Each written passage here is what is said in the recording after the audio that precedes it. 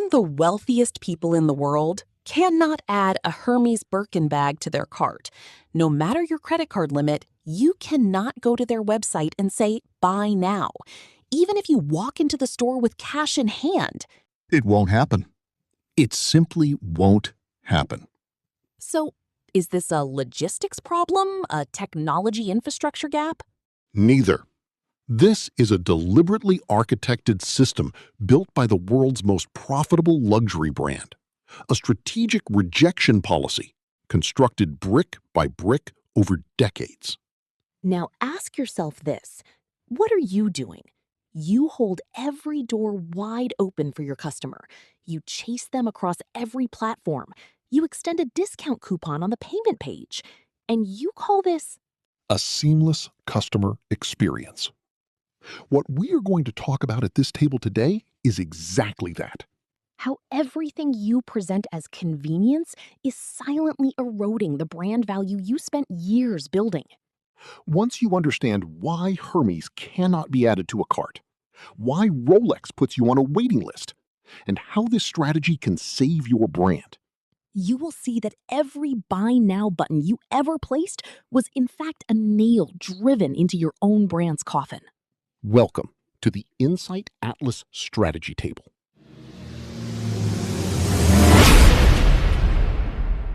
Those who follow us closely will remember in our last two videos, we examined the complex middle area, meaning the messy middle, in detail. We discussed how the consumer, descending from the very top of the sales funnel to the middle area, gets lost in the research phase, and the strategies companies need to construct to pull their customers out of that spiral and lead them to a purchase. Definitely. We saw step by step how companies spend massive effort and budgets to save the customer from that indecision. But today we are moving to the other side of the coin. We will look at how companies score own goals precisely while in this effort. Because the desire to catch the customer has turned into such a state that brands have now entered a race to be accessible everywhere, every second. This is exactly where the seamless shopping experience fallacy of company executives begins. Exactly. Just so the sale is completed, you lay the brand out in front of the customer on every platform. You chase them on every site with retargeting ads. So what happens at the end of the day? That prestige you built for years drowns in a sea of borderless availability. Every time the customer sees you, whenever the algorithm catches them again and again, a very clear perception forms in their brain. This is not a special product. In other words, it turns a value that should be inaccessible into an ordinary commodity. So actually, while trying to facilitate things, you are destroying the respect and desire the customer should feel for your brand. Well, what exactly does effortless shopping trigger in the consumer's mind? Let's leave the theory aside and hit the field. Great idea. Let's take this out of fancy presentations and talk through real cases. Let's see how the seamless shopping experience fallacy we praise so much finishes off brands, and how communicating with barriers carries the value to the top. Definitely. Think of the famous bag and accessory brands that set out with the accessible luxury strategy in the early 2010s. They completely changed their strategies, focusing on volume growth, opening stores everywhere, and becoming aggressive digitally. When you enter the websites of these brands, far from being challenged, they instantly give you a 15% discount coupon on the payment page. A total victim of the one-click consumption culture. So what was the result? Those bags are no longer a sign of prestige. They became ordinary. While aiming to earn more from high volume, the company's profit margins melted and the brand value was ruined because buying was too easy. Well, who was on the other side, refusing the rules? Hermès. A wonderful example. What happens today when you want to buy a Birkin bag, which is one of the most expensive products in the world? No matter your credit card limit, you cannot go to the website and say, add to cart.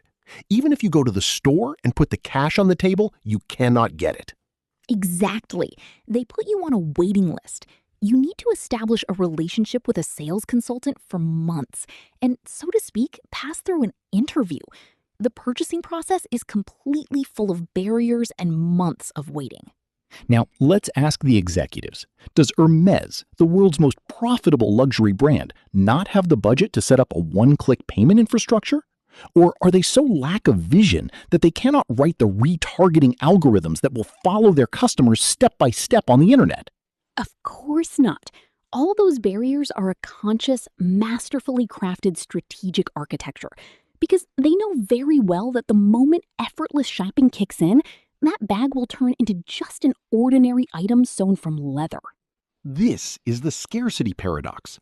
The consumer pays hundreds of thousands of dollars not for that bag, but for the status of being accepted into that club. As you facilitate buying, you cheapen the product and the brand's perception. As they make the process difficult, it becomes legendary. What Hermès achieved is not a coincidence. They are reading something very fundamental that many executives have forgotten: the codes of human psychology. Now, let's descend into the mathematics of perceptual collapse. Why does your value in the eyes of the customer drop as you facilitate purchasing? The first reason for this: algorithmic illusion. What is this algorithmic illusion? There is a very fundamental rule in consumer psychology. Our brain codes things that appear constantly, at any moment, and effortlessly as abundant, ordinary, and worthless. Exactly. Remember the decision in the marketing world where huge budgets are spent? We must catch the customer on every channel. When you chase a customer who entered your website once or even clicked your ad by mistake, from Instagram to LinkedIn and even to news sites with retargeting algorithms, That is where the seamless shopping experience fallacy kicks in. You think that by constantly pushing the brand in front of the customer's eyes, you are guaranteeing the sale and staying top of mind. Yet consumer psychology works quite differently. Let's ground this with a very clear example we have all experienced. Imagine you are researching a prestigious data analysis software worth thousands of dollars, used only by high-end institutions for your company's finance department. You go in, examine their website, and leave. The next day, an advertisement for that elite software appears while you are scrolling on Instagram. In the evening, while reading the news, it pops up as a side banner and even interrupts a YouTube video you are watching. at first you say, "They're following me. What a great technology." But after the second day, you get tired of seeing it constantly. You might even get annoyed. And that special, inaccessible, high-end perception begins to collapse in your brain. Your subconscious has already slapped this label on that product. If this product is chasing me so desperately, if it falls onto everyone's screen so easily, then it isn't a premium value. It's a mass market commodity. Exactly this. The one-click consumption culture that catches the customer everywhere actually takes your product out of being a jewel in the display window and turns it into a commodity sold by shouting at a market stall. You are killing your own prestige with the advertising algorithms you pay for. So does this perception of worthlessness stem only from being seen too much? No, there is also a biological dimension to it. What do we mean by the biological dimension? Yes, our second big mistake: dopamine deficiency. Meaning man's famous hunting instinct? Exactly. Let's define it very briefly. Dopamine is our brain's reward and motivation chemical. It is the main motor that moves us to reach a difficult goal and gives us that great sense of satisfaction and victory when we achieve that goal. This biological rule also works in the world of business. Our brain does not secrete dopamine for things that require no mental or physical effort to obtain. Effortless, unlabored, and rapid shopping actually disables this reward mechanism in the customer's brain. Let's ground this with a very simple example everyone experiences. Imagine you want to participate in the most prestigious, top-level business summit in the industry. You entered the site, entered your credit card details, and instantly received a "your ticket is confirmed" message. How would you feel?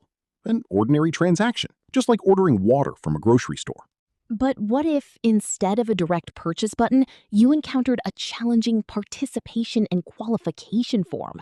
What if you were asked to prove why you should be in that room, and after waiting for 3 days, you received an email saying, "Congratulations, we found your profile suitable. We accept you." At that moment, a magnificent dopamine explosion occurs in your brain because the prestige and success you've acquired through your efforts have been rewarded and you've earned the right to participate. While experiencing these feelings, the value and prestige of that event in your mind and the price you're willing to pay for it instantly skyrocket. Because you didn't just buy that ticket, you overcame an obstacle, essentially hunted it and earned it. Exactly. However, brands today have surrendered so much to that one-click consumption culture that they have completely forgotten to give the customer the feeling of achievement and the excitement of joining the club.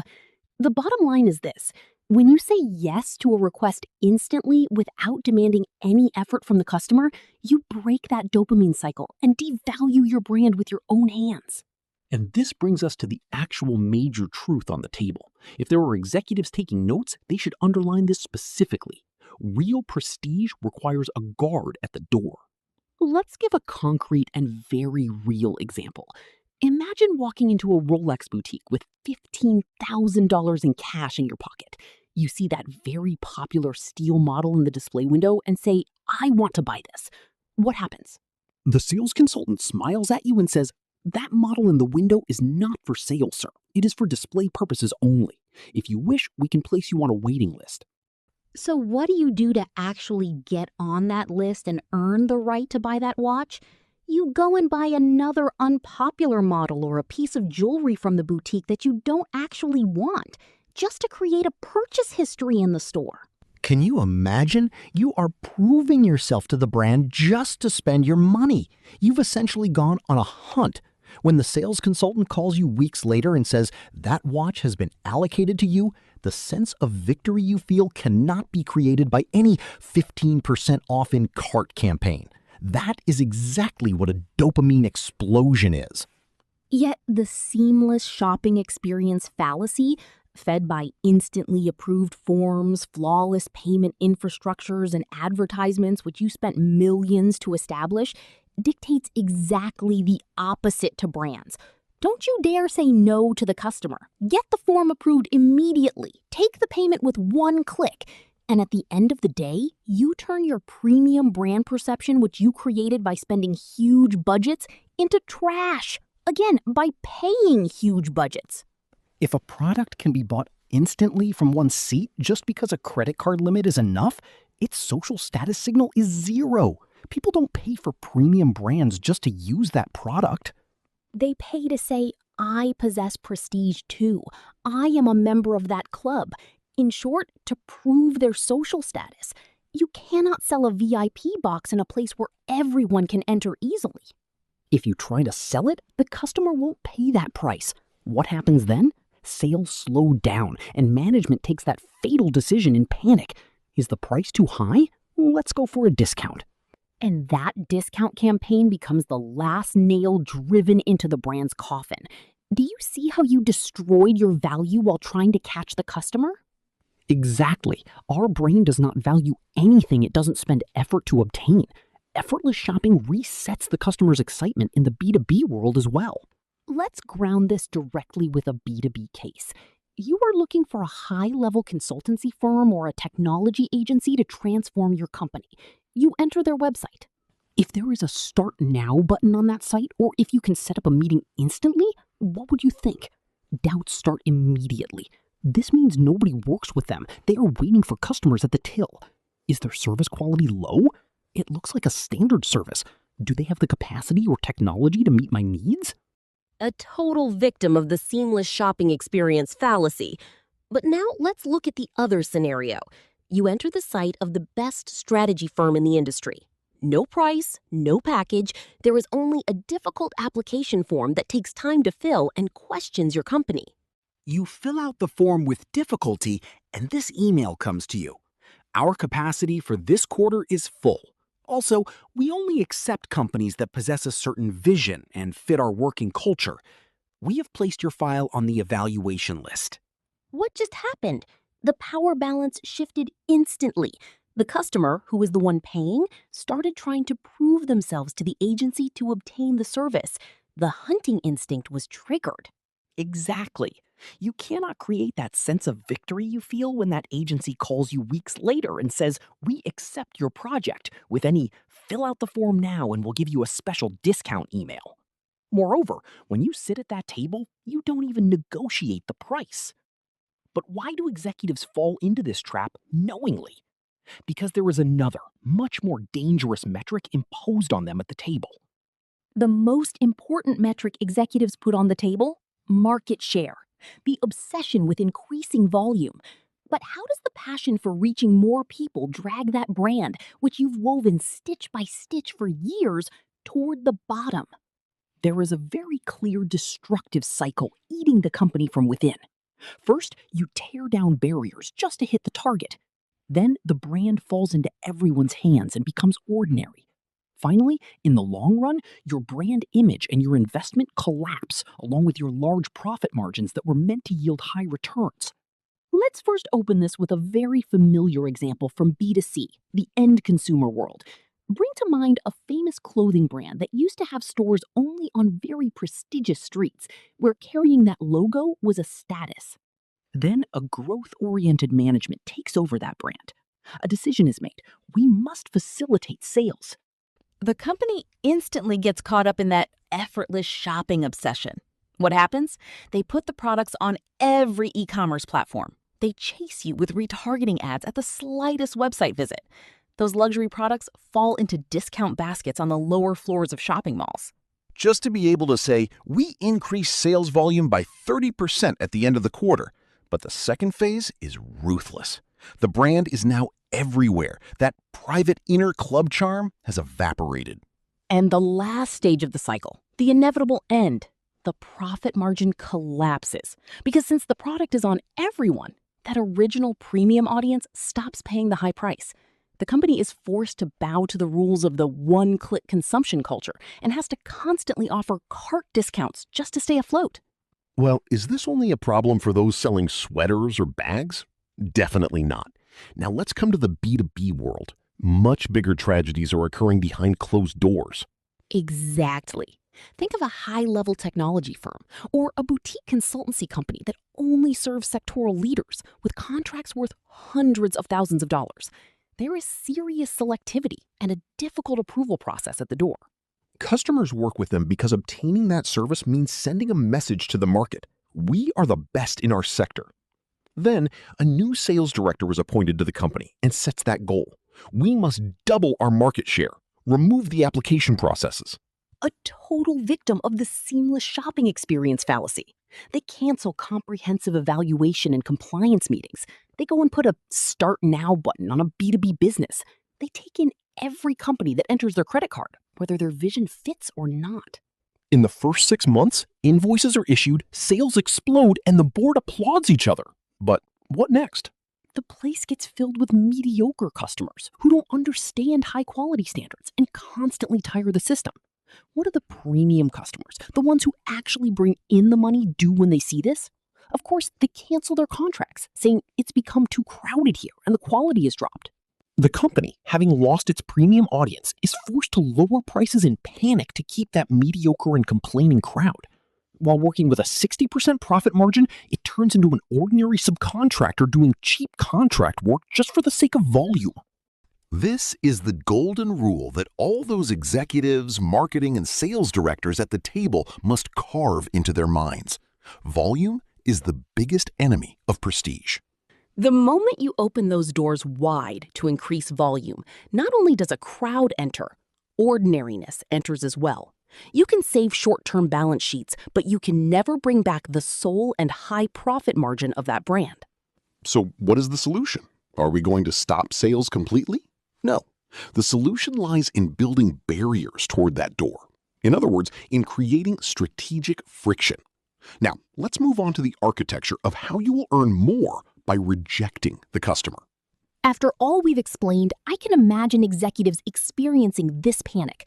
So what are we going to do? Are we going to close the doors completely and stop sales? Are we going to throw growth targets in the trash? Of course not. What we need to do is throw that seamless shopping experience fallacy, which drags brands into the abyss, into the trash, and bring back strategic friction. In other words, building conscious, very elegant, and logical barriers that exalt brand value throughout the customer's purchasing journey. Because when constructed correctly, friction sparks the flame of value and desire. Let's look at how to apply this architecture first in the B2C field. First rule, stop creating an access inflation in your brand. In other words, shelf the concept of unlimited stock. A great definition.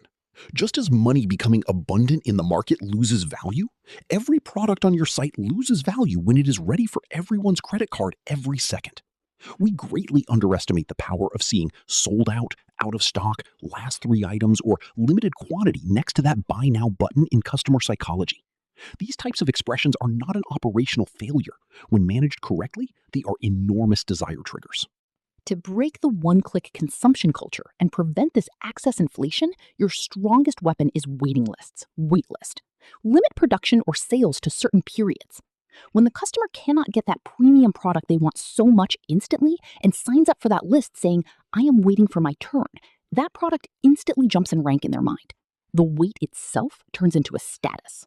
A total disaster. Procurement departments smell this desperation instantly and crush you with price.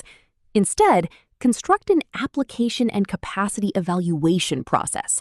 If a potential customer wants to work with you, let them first fill out a detailed form explaining their company's vision, operational volume, and goals. And give them this message clearly, professionally, yet uncompromisingly at first contact. We don't work with every company that has a budget. We will first evaluate whether your operational processes, vision, and corporate culture are suitable for our quality standards and working model. Let's open a very critical parenthesis here. Creating strategic friction doesn't mean looking down on the customer, being rude, or playing hard to get. On the contrary, this is a true reflex of empathy and quality protection. Absolutely. Brand loyalty is built with a solid corporate identity, honesty, and strategic communication. By putting up that barrier, you are actually saying to the customer, "I value you, I respect my own work, and I must protect this quality between us." When you honestly challenge the customer in this way, the power balance in the game changes completely. The customer stops questioning your competence and starts trying to make you like their company and project, trying to prove they meet those standards. When you finally sit at the meeting table, you no longer talk about the height of the offers or discount rates. You only talk about when you can start the project and what strategic benefit you will bring to the table. And for a B2B brand, the greatest prestige indicator in the world is the power to be able to get up from that table when necessary by saying, "No, our visions do not match. We are not the right partner for you."